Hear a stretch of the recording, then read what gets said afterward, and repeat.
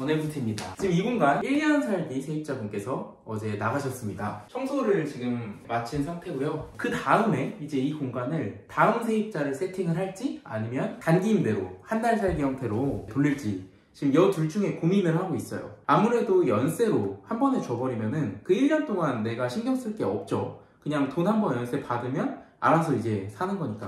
근데 단기 임대 같은 경우에는 뭐 한 달 살기 기준이라고 하면 한 달에 한 번씩은 내가 청소를 해줘야 되긴 하지만 수익률 자체는 연세랑 비교했을 때 대략적으로 2배 정도 차이가 난다고 보시면 돼요. 내가 그냥 이 공간을 연세로 한 번에 주는 거랑 단기 임대로 한 달씩 운영을 하게 되면 수익률은 한 2배 정도 차이가 나는데 그만큼 귀찮고 신경 써야 될 게 많아요. 그래서 그 둘 중에 어떤 선택을 할까 고민을 하다가 고민 끝에 투트랙으로 가기로 했어요. 먼저 입질이 오는 쪽으로 진행을 해보도록 하겠습니다. 오늘도 이제 부동산에서 여러분이 오시기로 했고 단기 임대 플랫폼에도 제가 등록을 할 생각이거든요. 둘 중에 어떤 곳이 입질이 더 먼저 올지 입질이 오는 쪽으로 방향을 잡고 투트랙으로 진행을 해보도록 하겠습니다. 뭐가 먼저 될지 저도 잘 모르겠어요. 그래서 저도 궁금합니다. 1년 만에 오는데 뷰가 진짜 좋거든요. 뷰 한번 보여드리겠습니다. 완전 오션뷰 좋죠? 오늘 할 게 뭐냐면 부동산 분들에게 이따 같이 보여드리고 땅을 보러 갈 거예요. 제 지인분께서 종달리 쪽에 땅을 내놓으셨다고 하셔서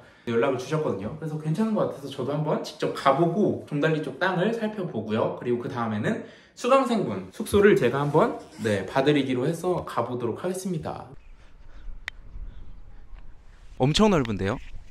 요새 제주도뿐만 아니라 전국적으로 되게 경기가 안 좋잖아요. 그래서 특히 제주도 같은 경우는 이제 지인분들이 집이라던가 아니면 땅이라던가 매도하고 싶다고 말씀을 진짜 많이 주고 계시는 요즘이거든요. 근데 이게 또 내놓으시려는 분들의 입장도 이해가 되고 또 조금만 바꿔서 생각하면은 똑같은 매물, 똑같은 땅, 똑같은 집을 합리적인 가격에 줍줍할 수 있는 좋은 기회이기도 하잖아요. 그래서 저는 요새 또 매물이라던가 땅들을 많이 보러 다니고 있는 것 같아요. 지금 여기 같은 경우는 일단 입지가 되게 좋아요. 입지가 되게 좋고 지금 한번 보면은 버스 정류장이 바로 앞에 있고 맞은편에 바로 초등학교가 있어서 너무 좋죠. 초등학교 있고 여기를 뭐 전으로 계속 활용하시다가 필요할 때 용도 변경하셔서 뭐 집을 지으셔도 되고 건물을 지으셔서 부가가치를 만들어내는 방법도 있겠죠. 여기 다 합치면은 엄청 넓은데 633평이라고 합니다. 그래서 제가 너무 넓은 것 같아서 분할매도 안 되냐고 지인분께 말씀을 드렸는데 분할매도도 가능하다고 해요. 그리고 가장 중요한 게 가격인데 지금 여기가 평당 130만원이라고 하고 살 때 가격이랑 거의 비슷하게 판매 원하신다고 연락을 주셔서 저도 한번 불이 나게 달려와 봤어요. 아마 여기서 뭐 집 짓거나 대지로 바꿔서 뭐 건물을 짓거나 할 때 전인데도 불구하고 뭐 전기라던가 수도 이런 거 인입은 걱정 안 하셔도 될 것 같은 게 이미 다 환경이 조성되어 있어서 부가적인 비용은 크게 들 것 같진 않아 보이고요. 내가 지금 두모리에 폐가를 고치고 있잖아. 그래서 내가 만약에 그 폐가보다 이 땅을 먼저 만났더라면 어땠을까? 어쨌든 그런 타이밍도 되게 중요한 것 같아요. 지금 폐가 관리동까지 세 채를 고치고 있잖아. 그래서 그것보다 만약 이 땅을 먼저 만났으면 나의 그 상상의 굴레는 또 어떻게 펼쳐졌을까? 이런 생각. 근데 여기 이 정도 땅이면은 그냥 단독주택이 아니라 아파트도 지을 수 있을 것 같은데 고민이 되네. 고민이 되긴 하는데 사실 지금 나 집 고치는데도 되게 쉽지 않아서 아쉽다. 그리고 여기가 구자업 종달리다 보니까 이제 제2공항 생기면 공항이랑도 위치가 엄청 가까워지니까 그런 거에서 오는 수혜도 분명히 있을 것 같아. 지금 보신 이 땅 관심 있으신 분들은 매도자 분께서 살 때 가격이랑 비슷한 가격으로 양도하신다고 하니까 관심 있으신 분들은 저한테 DM 주시면 제가 연결 드릴 수 있도록 하겠습니다. 원해부트입니다. 바람이 지금 엄청 부는데 저는 지금 제주도 애월에 왔고요. 지금 수강생분이 도움이 좀 필요하신 상황이라고 해서 한번 가서 이야기를 나눠보도록 하겠습니다. 가보시죠. 여기 같은데 외관이 너무 예쁜데? 마당이 넓고 프라이빗하게 돼 있어서 딱 애견 동반 숙소로 운영하기 좋은 것 같습니다. 아 진짜요? 근데 여기 외관이 되게 예뻐요. 그러면 안에를 먼저 한번 볼까요? 네, 한번 가보도록 할게요. 여기가 거실이죠? 예. 아, 거실이고. 이건 뭐예요? 화목난로인데요. 아, 뭐 이제 우와. 사계절 내내 일단 실내에서 하라고. 아 그러면 진짜 열기도 나와요? 네, 여기서 이게 장작. 아 진짜 장작으로요? 네네. 아, 우와. 그럼 여기는 애견 전용 숙소인가요? 애견 동반. 전용은 아니고. 네, 그러면은 애견이 없으신 분들도 오실 수는 있는 거죠. 예, 맞아요. 아, 아무래도 저희 손님들은 네. 애견 동반으로 많이 들어오세요. 아, 에어드라이어라 가지고 여기서 뭐 냉풍도 나오고 온풍도 나오고. 저거요? 아, 휴젠트 같은 거? 리모컨이 있어요. 아, 네네. 여기도 한번 볼게요. 여기가 이제 침실인 거죠? 네. 아, 아늑하네요. 여기가 마당이 되게 넓어요. 이 정도면 넓은. 네, 거죠? 충분히 넓어요. 전 사장님께서 네. 돌담 있는 데를 골랐다고 해요, 일부러. 아, 네네. 좀 안전하게 펜스 역할을 해가지고. 그렇죠. 애견 동반 하시는 분들이 마당 있는 거는 기본인데 강아지가 밖으로 빠져나가지 않도록 왜 완벽하게 차단됐는지도 중요하잖아요. 그러면 전체적인 공간은 여기인 거죠. 뭐 네. 따로 뭐 뒷마당이나 그런 건 있는 건 아닌 거죠. 여기가 딱. 아, 네네. 일단 공간 촬영은 됐고 이제 앉아서 이야기를 해보면 좋을 것 같은데, 그럼 제가 본격적으로 좀 얘기를 하기에 앞서서 몇 가지 질문을 좀 드릴게요. 그럼 여기 운영하신 지는 한 3개월 정도 되셨다고 하셨죠? 그러면은 원래 그 전에 또 숙소를 운영하셨었나요? 아니면은 처음으로 이번에 운영해 보시는 거예요? 원래는 학원 강사로 일을 하다가 아, 네네. 제주도에서 게스트하우스 하는 게 꿈이었었어요. 아, 정말요? 네. 그래가지고 언젠가는 좀 네. 내가 그곳에서 좋은 에너지 받은 것처럼 네. 손님들에게 그걸 좀 돌려주고 싶다 이런 마음이 있었거든요. 네네. 근데 학원을 당장 하고 있었고 네. 당장 이제 제주도로 올 수 없었으니까 숙박업에 대해서 공부할 수 있는 경험할 수 있는 게 좀 없을까 하다가 네. 학원 근처에 이제 생활형 숙박시설에서 네. 그 에어비앤비를 좀 시작을 했었어요. 아, 그러면 학원 강사로 본업하시고 네. 생수구로 이제 부업 느낌으로 네, 부업 운영을 하셨어요? 하나 이제 냈었는데 제주에서는 이게 처음이에요. 아, 이게 처음이에요? 이제 좀 제주에 좀 더 비중을 높이실 계획이시라는 거죠? 그러면은 일단은 여기를 기준으로 하고 계속 확장 생각 있다고 하셨잖아요.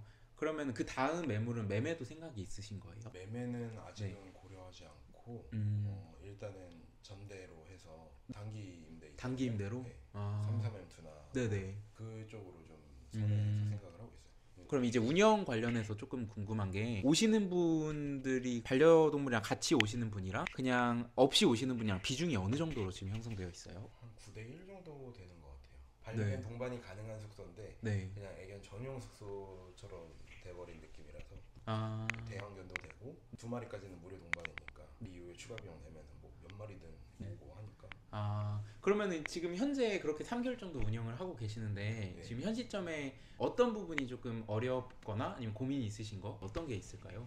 일단은 네. 애견 동반 숙소를 운영하는 건 처음이거든요. 네. 그렇게 하다 보니까 네. 이제 타겟팅이 좀 이렇게 표본이 좀 좁아진 거죠. 그렇죠. 구체적이기는 하지만 좁은 타겟팅이라서 네.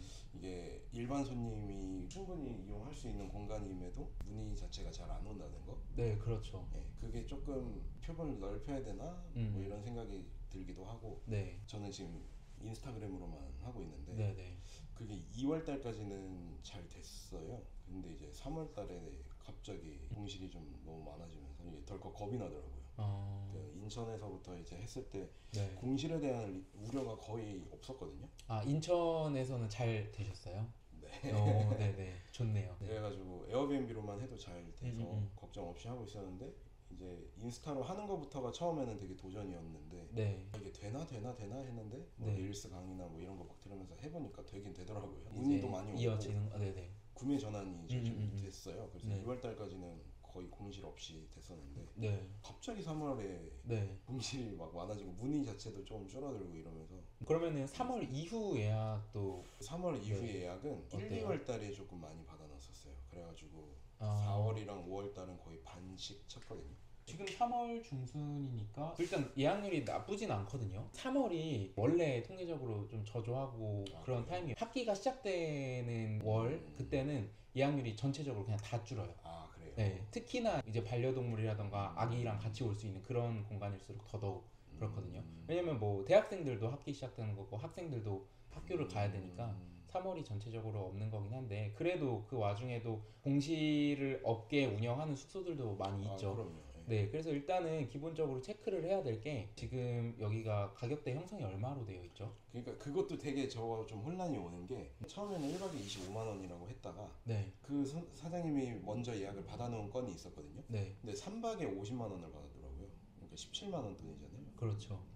그러니까 뭔가 이게 막 그때그때 다르고 하다 보니까 네. 이게 하면서도 조금 찝찝하더라고요. 에어비앤비로만 받으면 여기 해볼까? 가격 비교 알아서 해보고 네네. 그때 동안은 저한테 문의는 안 하는 거니까 네네. 그냥 예약이 들어오면 요청 수락만 하고 그러면 네. 끝인 건데 네네. 이거는 얼마예요? 뭐 이때 하면 얼마예요? 하니까 막 이게 맞나 이게 싶어서 네. 그것도 좀 되게 궁금했어요. 이 정도 컨디션이면 네. 1박에 어느 정도 가격이 좀 적정해 보이는지 좀 여쭤보고 싶었고 일단은 똑같은 컨디션이고 똑같은 집이라고 하더라도 제주도에 있는 숙소는 요동이 많이 치는 편이에요. 지역적인 면도 그렇고 성수기 비수기도 그렇고 왜냐면 수요 자체가 너무 차이가 나니까 가격이 사실상 그대로 가기가 쉽지는 않아요. 비수기 평일이랑 성수기 주말에 대한 그 문의량 차이가 진짜 편차가 크잖아요. 네네. 그러니까 그게 반영이 되는 게 사실 똑똑하게 운영하는 거긴 하죠. 그러니까 상황에 따라서 가격을 조절해주는 게 수익이 목적이라면 수익률을 높일 수 있는 방법은 맞아요. 대신에 그 과정에서 동결을 하지 않으면 그 과정에서 오는 그 불필요하다고 느껴지는 에너지 소모가 있잖아요. 근데 그런 거는 저는 일단은 예약이 잘 되는 게 먼저라고 생각하거든요. 숙소 운영자 관점에서는 일단은 공실이 없는 게 1차적인 거잖아요. 그 이후에 저는 고민할 부분이라고 생각을 해요. 그러니까 내가 지금 예비 게스트분이랑 심리전하고 막 조금 찝찝한 느낌? 그것 때문에 좀 개선하고 싶다라고 고민되는 시점은 일단 내가 만실은 받아놓고 예약률 걱정은 없는 상태라면은 그게 적절히 고민한 타이밍이라고 보는데 지금 상태는 아직 예약률적으로 엄청 만족스러운 상황은 아니신 거잖아요. 그러면은 저는 가격은 상황 보면서 마감 임박되면 당연히 가격 낮춰주고 성수기 뭐 주말 가격 이런 걸 다 차등을 두는 게 더 효과적이라고 생각을 해요. 근데 그 기준은 정해둬야 되잖아요. 일단 25만 원은 되게 비싼 것 같아요. 지금은. 네, 물론 그렇게 받았다는 게 뭐 사실은 맞을 것 같아요. 왜냐면 예전에는 그렇게 진짜 받았었거든요. 네, 근데 이게 갈수록 특히 지금 제주는 좋지가 않잖아요, 상황이.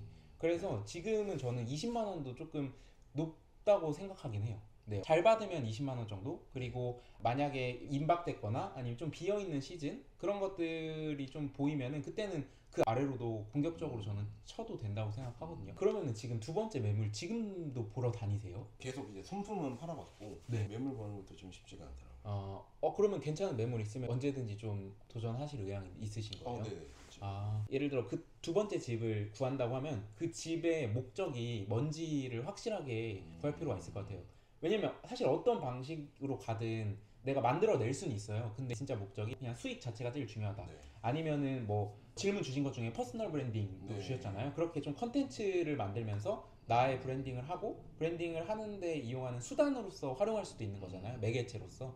그러니까 내가 크기 위한 수단으로 활용하는 방법이 있고 내가 진짜 하고 싶은 게 뭔지 이거에 따라서 방식이 아예 다르거든요. 만약에 내가 뭐 유튜브 채널, 그러니까 나라는 사람을 좀 브랜딩을 해서 뭐 내가 이런 숙소를 운영하는 주인장이다. 이 주인장을 브랜딩하고 싶은 건지 이 숙소의 수익을 늘리고 싶은 건지 이게 구별이 돼야 돼요. 그냥 사례로 말씀드리면 뭐 저는 고마 돌단지 같은 경우는 그걸 활용해서 한창 막 유튜브 많이 찍고 막 미디어에 노출이 많이 되잖아요.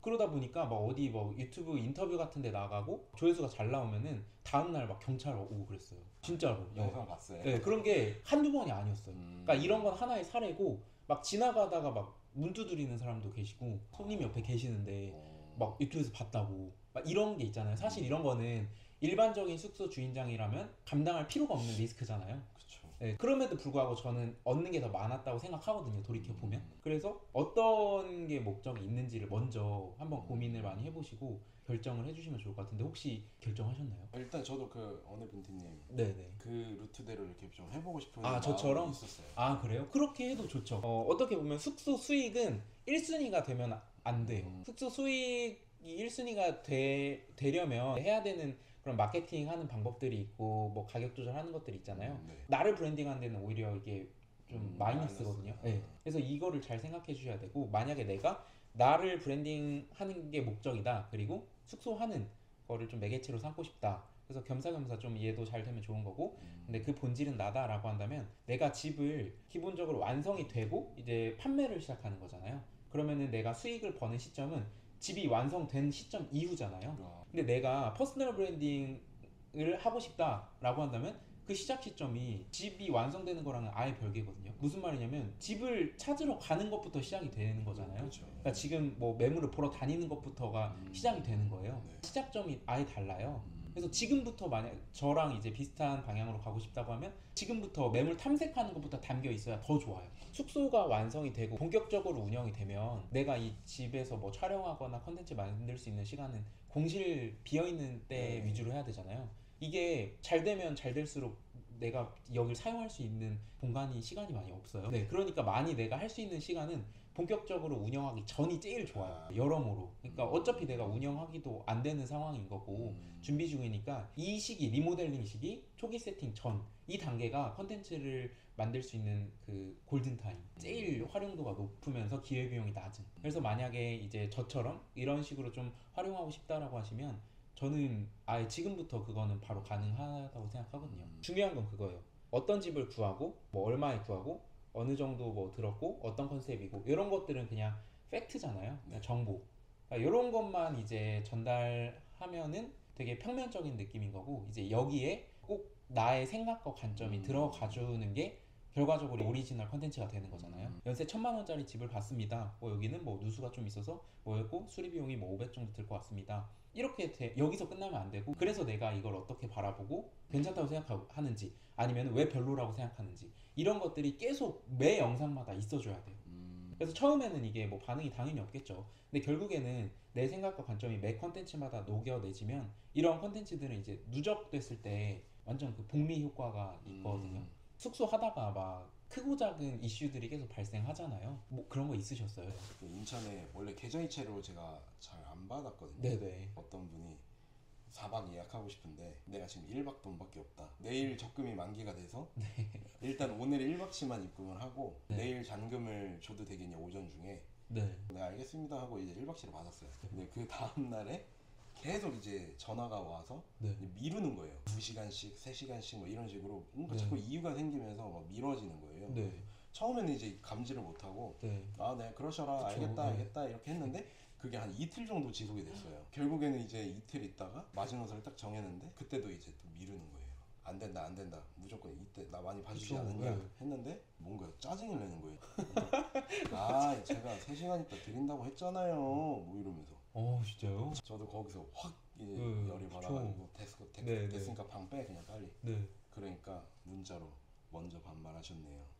뭐 이러면서. 그러면은 그게 그래서 잔금은 못 받고. 못 받았어요? 네, 못 받고 그냥 내보냈어요. 이거. 지금 그러면은 예약이 들어오는 비중은 에어비앤비랑 에어비앤비 외랑 어느 정도? 지금 딱 인스타그램이랑 에어비앤비만 하고 있는데요. 여기는 에어비앤비는 지금까지 3달 중에 한 6건 지금 들어왔고 나머지는 인스타로 들어왔거든요. 근데 이제 아까도 말씀드렸다시피 전에 사장님이 자꾸 기준이 되더라고요. 근데 전 사장님이 2년 전부터 하신 거잖아요. 그때랑 지금이랑 가격이 많이 달라요. 그래서 그 기준을 삼으면 안 돼요. 그거는 모든 숙소가 지금 다 그렇거든요. 진짜로 막 1박에 100만 원 넘게 받았던 숙소도 지금 막 45만 원 이렇게 하는 숙소도 있어요. 예전 가격은 지금 생각하면 안 되고, 저는 뭐 큰 사이클은 다시 돈다고 생각하긴 해요. 지금은 그거를 생각하면은 비교하면은 너무 스트레스 받고 힘들어서 그런 부분은 조금 해주시면 될 것 같고, 인스타 비중이 생각보다 높거든요. 제가 봤을 때 하루에도 문의는 평균적으로 한 5건은 오는 것 같아요. 근데 그러면 그 이유가 뭐라고 생각하세요? 일단 팔로워가 그 전에 형성된 게 좀 있어서 지금 한 2,000명이 좀 넘거든요. 그러면 저도 릴스는 계속 올리고 있고. 그래요? 근데 그게 2월달까지는 통했다고 생각을 한 거예요. 그게 이제 제가 잘했다라기보다는 전에 사장님이 만들어 놓은 그런 브랜딩을 2달 동안 다 소진했다고 딱 판단이 들어서 최근에는 좀 생각하고 올리느라 매일매일 올리지는 않고 조회수 좀 잘 나오는데 레퍼런스 삼아가지고 그렇게 올리고 있어서 아직 조회수는 막 많이 나오지는 않고. 뭐 조회수는 뭐 사실상 뭐 크게 중요하진 않고, 그리고 빈도도 크게 중요하다고 생각하진 않아요. 그냥 팔로워 수를 늘리는 게 아니라 전환이 되는 게 중요한 거잖아요. 그리고 이제 가격 할인 같은 경우도 저는 그렇게 생각해요. 내 숙소를 활용한 할인 컨텐츠 아니면 할인을 한다라는 공지는 미래에 내가 벌 수익을 좀 땡겨 쓴다라는 느낌으로 생각하는 게 더 정확하거든요. 그리고 그게 효과를 계속 맛보게 되면 정상가로 구매하려는 사람이 없어져요. 손해라고 생각을 맞아요. 그리고 심지어 예약 이미 해버린 사람이 그 컨텐츠를 보면은 더 난감해질 수도 있잖아요. 이거 뭔가요? 이렇게 될 수도 있잖아요. 그러니까 이제 가격 할인 같은 경우는 내가 할인을 통해서 뭔가 하려고 한다라는 거는 장기적인 관점에서 좋은 전략은 아니에요. 이게 가격이 되게 예민해요. 내 주변에 있는 숙소들은 또 어느 정도 가격대에 형성되어 있는지도 주기적으로 체크하는 것도 되게 중요하고. 그러면 플랫폼은 에어비앤비만 하시는데 다른 플랫폼을 안 하시는 이유가 혹시 있으실까요? 제가 네. 전에 한번 찾아봤을 때는 야놀자, 여기어때 뭐 이런 데는 수수료가 되게 비싸다고 들었거든요. 에어비앤비랑 비슷해요. 에어비앤비 호스트 게스트 다 떼서 한 17% 정도 떼잖아요. 네. 야놀자 여기어때도 비슷해요. 호스트가 떼는 거는 한 3점 몇 %? 아, 게스트는 안 떼고, 그죠. 호스트가 네, 이제 맞아요. 17... 호스트가 다 떼는 거. 그런 느낌이긴 하죠. 아, 그래서 상대적으로 비싸다고 들었나 봐요. 제가. 플랫폼을 많이 등록한다라는 말은 낚싯대를 여러 개 던져둔다라는 뜻이잖아요. 네. 그러니까 일단은 예약률 자체가 안 좋다면 일단은 많이 던져두고 나서 내가 최대한 많은 예약을 확보한 후에 이거 비효율적인 것 같다라고 하면 하나씩 쳐내는 게 좋거든요. 일단은 등록하는 걸 저는 추천을 드려요. 왜냐하면 타겟이 달라요. 그러니까 야놀자 여기어때 같은 경우는 마감 임박됐을 때 예약이 상대적으로 잘 들어와요. 에어비앤비는 좀 미리 예약이 잘 되고, 그러니까 플랫폼상 그 유저들의 특징이 조금씩 다르거든요. 그리고 여러 개 걸쳐놓으면은 물론 다 같이 관리할 때 단점도 있죠. 귀찮잖아요. 근데 사실상 일단 예약률이 좋지 않으면 귀찮은 거는 문제가 될 건 아니잖아요. 일단은 잘 되고 봐야 되니까. 그럼 일단 등록하고 플랫폼마다 할인을 하는 시기가 달라요. 그러니까 플랫폼 자체적으로 또 할인을 하거든요. 호스트 판매가 그대로고 게스트 결제가를 플랫폼이 그냥 자체적으로 할인을 해주는 거예요. 그러니까 저는 할인 안 해주는데 야놀자 쿠폰을 뿌린다던가 뭐 이런 거 있잖아요. 근데 이 뿌리는 시즌이 야놀자 뿌리는 시즌이 다르고 여기어때 뿌리는 시즌이 달라요. 게스트 입장에서는 이때는 이거 이용하고 저 때는 저거 이용할 수 있잖아요. 그러니까 그런 거를 저희는 안 누릴 이유는 없잖아요. 이제 내가 할 수 있는 거를 다 해보고 조금씩 쳐내는 방식으로 효율을 쌓아가야 되잖아요. 그래서 지금 단계는 저는 안 늘릴 이유는 없다고 생각해요. 그리고 제가 에어비앤비 플랫폼 등록된 거 사진을 봤거든요. 근데 사진이 조금 아쉬워요. 톤이 아예 안 맞아요. 사진마다. 그냥 뭐 잘 찍었다 못 찍었다는 일단 차치하고 여기저기서 찍은 사진 모아놨네라는 느낌이 그냥 한 번에 들었거든요. 그냥 기억나는 게 좀 어두운 사진들이 되게 많더라고요. 여기는 밝고 좀 그런 쾌적한 느낌이 훨씬 좋거든요. 그러니까 실물이 훨씬 나은데 사진이 그거를 완전 못 쫓아가는 느낌이 들어서 어느 정도 찍으시면 직접 찍으셔도 되고, 아니면 크몽이라던가 숨고에 에어비앤비 사진이라고만 검색하면 사진 전문으로 찍어주시는 분들이 계세요. 그거를 한번 비용을 내고서라도 이용을 하는 게 훨씬 더 장기적으로 저는 좋다고 생각하는 게, 이게 지금 플랫폼을 뭐 에어비앤비 인스타만 하지만 이게 뭐 야놀자 여기어때 이게 사진 한 번만 있으면 이거 다 쓸 수 있잖아요. 다 등록 가능하고, 그리고 인스타그램에서는 계속 그 사진 활용 가능하고 2차 3차 활용이 가능하니까 그 비용은 무조건 뽕 뽑거든요. 한 30만 원 내외가 적당한 것 같아요. 뭐 더 싼 것도 있고 더 비싼 것도 있는데 저는 그 정도 선에서 좀 레퍼런스 보면서 한번 그냥 비용을 지불하고 원본부터 보정본 다 확보를 하면은 요거는 막 1년 2년이고 계속 쓰이거든요. 그리고 심지어 저 같은 경우는 권리금 받고 넘길 때도 그 사진을 잘 썼어요. 그러니까 그렇게도 이제 써요. 이미 예쁘게 만들어진 사진들이 확보가 됐으니까 사람들이 이거 사진 올리면은 엄청 반응이 좋은 거죠. 그러니까 활용도가 계속 있어요. 다 직접 찍으시는 줄 알았어요. 아, 제가 직접 찍은 것도 있고 협업하는 것도 있고 그렇죠. 다양하게 이제 진행을 하니까 일단은 지금 현재 상태에서는 사진을 바꿔주시면 확실히 느낌 자체가 달라질 거예요. 지금 사진으로도 생각보다 예약률이 너무 괜찮은 거예요. 방어가 너무 잘 된 거예요. 네, 지금 사진은 바로 바꿔주시면 좋을 것 같고, 그리고 그런 것들을 이제 인스타그램에 많이 이제 활용해 주시면 좋을 것 같고, 릴스 컨텐츠는 어느 정도 계속 하시다 보면 늘잖아요. 지금처럼 그 레퍼런스 삼고 하는 게 제일 좋은 방법이라고 저는 생각해요.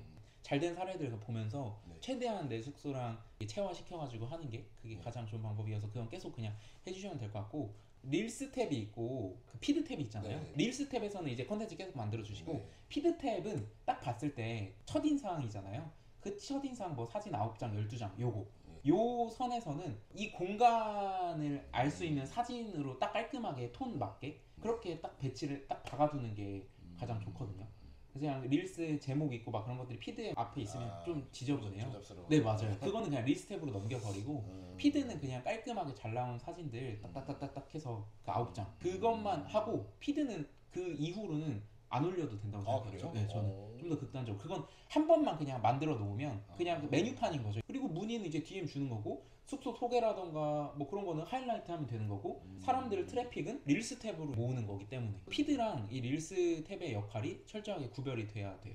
요 정도만 사실 하셔도 훨씬 더 좋을 거예요. 오늘 바빴죠. 세입자분 나가고 집도 둘러봤고 종달리 땅도 보고 왔고 그리고 수강생분 숙소도 한번 가봤습니다. 네, 제 지난 영상 보신 분들은 아시겠지만 제가 지금 재미난 컨텐츠들을 하고 있잖아요. 물물 교환 컨텐츠 하고 있는데 지금 위스키이거든요. 네, 이 위스키랑 물물 교환 하실 분들은 DM 주시면 좋을 것 같고요. 그리고 제가 제주도 서쪽에서 폐가를 고치고 있잖아요.